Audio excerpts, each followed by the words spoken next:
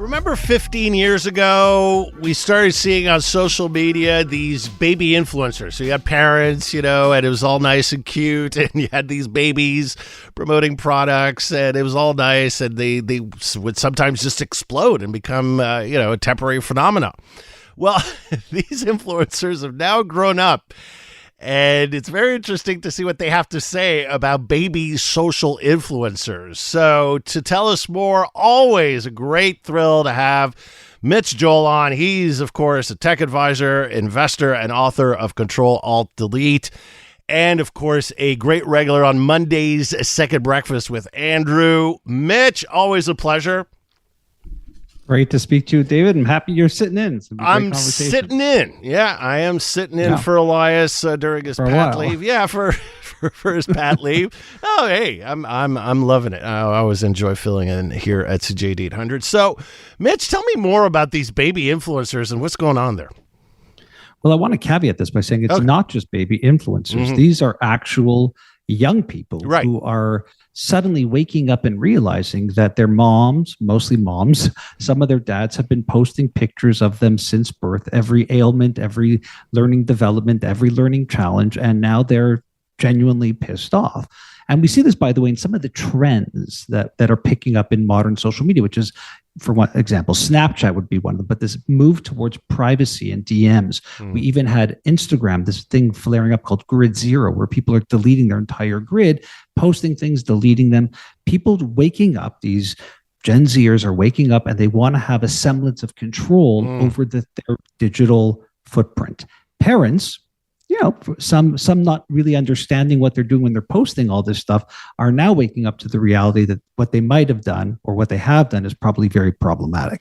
Now, you warned about this over 15 years ago, that this could be very problematic. Now, is it just as you just said? You said, well, parents not really realizing, but for some parents, isn't this a way to make money, to generate revenues? And there's just basically isn't just like stage moms or stage dads, in the old days using their kids to make money off them? There's definitely a little bit of that. And I say a little bit because not every family is going to become that type of influencer. But there is no doubt that you have kids cited in this article of CNN, which, by the way, it's a fantastic read, that are basically saying, look, my family was creating all this content. My parents were doing this. And I'm only realizing now that I was living in a home that felt more like a movie or TV set. And the parents are acting also like bosses, not just parents of content that they have to create. But the bigger idea that I was talking about 15 years ago, because as you know, I was very early days of social media and writing and promoting. Yeah, stuff, you were at the forefront. And you still are, by the way. You still are. I appreciate that, Dave. I'm trying. But I used to tell people my vision is that I want to be personable and not personal. That you shouldn't have to know if I'm married, what my sexual identity is, how many kids I have, if I have kids. And part of the reason that I was talking about this in relation to children is I was concerned that at one point your kids might wake up and come to you and say, you ruined my digital life. Now we say that now it sounds weird, but is it digital or real, where you are now hearing these stories of, again, parents talking about their kids' first menstrual cycle. I mean, you read this and you think, how's this possible? But if you look back on a lot of your friends and peers, they've probably been doing it for a long time. It's crazy to say, but here we are. So, there's been a lot of talk recently about age gating for social media and access to social sites. There are calls for more and more government intervention in regulating these social media sites and more data on the impact on children's developing brains.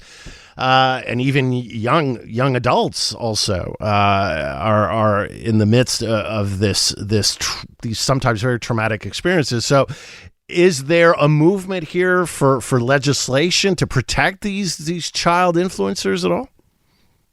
There is definitely a movement for change. And again, you're not seeing it happen necessarily at a national level. You'll see it more provincially here, state by state, because you have individuals bringing forward cases. You're seeing the development of associations. One of them I thought was very interesting is called Quit Clicking Kids. So again, an organization to not monetize your kids' content or to think about consent and what that means. And I do think now that we're talking about this, we have to be aware. I do think that a lot of parents who were doing this back in the day were very much navigating a new technology, and they didn't have the experience you and I have, be it legal, media, that type of thing where you're thinking about, I'm putting something out there and I could get backlash for this content. They weren't really thinking like that. They thought it was a fun thing to do. So they may not have really understood the harm that these posts cause. I think today's parents likely have a better awareness of social media and the effects on children. You're seeing it in Jonathan Haidt's great new book, and you're seeing it again, even provincially. We're hearing people like our premier saying things like, should we gate this at 16? Should we? So I do think that we are seeing much more advocacy on this, but it's very hard to go back and erase the stuff we've already done. And again, I want to temper this for people to understand why this is a big deal, not just for the age of mental health, but we're entering an age of generative AI where we have these deep fakes, where we have problems with online stalking. Imagine having that full legacy of your child from birth until point X, Y, Z. You're even having people talk about this idea that that data could be used for things like future employment or even how insurable they might be. If somebody can take your kids' legacy and see all the times they were sick or the likelihood that stuff is happening, a learning difficulty, whatever it might be, all of this can impact things at scale. So the data is out there, it's available. Again, I think we are more awake and aware now, but we do need a higher level of protection than just our own goodwill saying, oh, I'm not going to post stuff about my kid. You have kids, right? I do, but we're going to talk about it in a personable way, not a personal way, David. No, but I mean, have you ever posted your kids?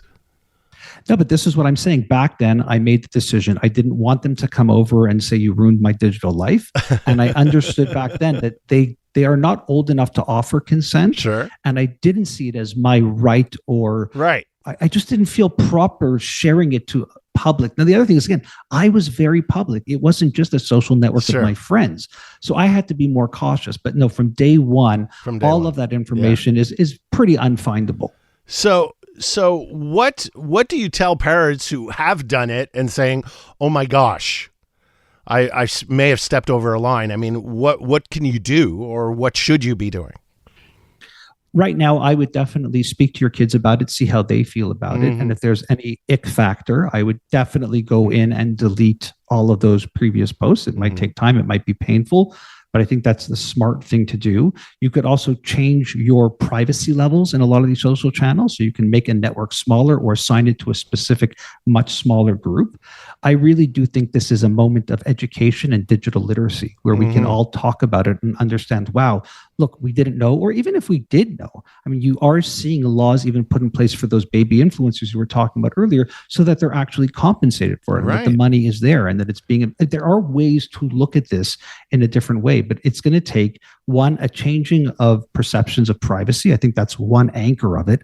And the second anchor would be just the education and advocacy efforts that we all really do have to put forward. I don't know how many of us are going to stick with, let's say, Facebook and then realize, well, I just have 16 years of very personal stuff sitting there to languish. So take ownership of it as much as you can.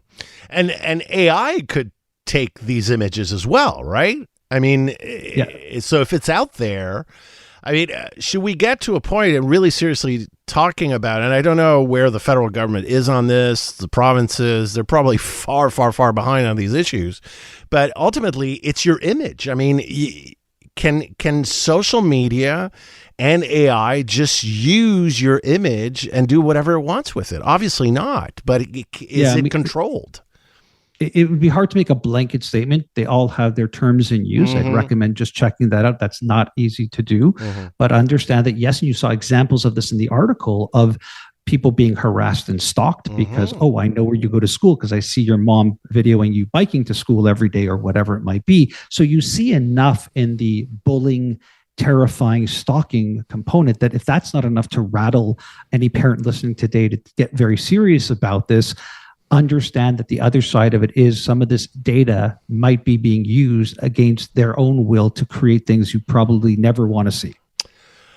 Interesting insights as always, Mitch. Appreciate your time. Happy topics only, David. Let's be personable. Absolutely. Exactly. Thank you, Personable, Mitch. not personal. There you go. I love it. That's a new bumper sticker. Good. Good. Personable, not personable. All right. Mitch Joel, tech advisor, investor, and author of Control Alt Delete.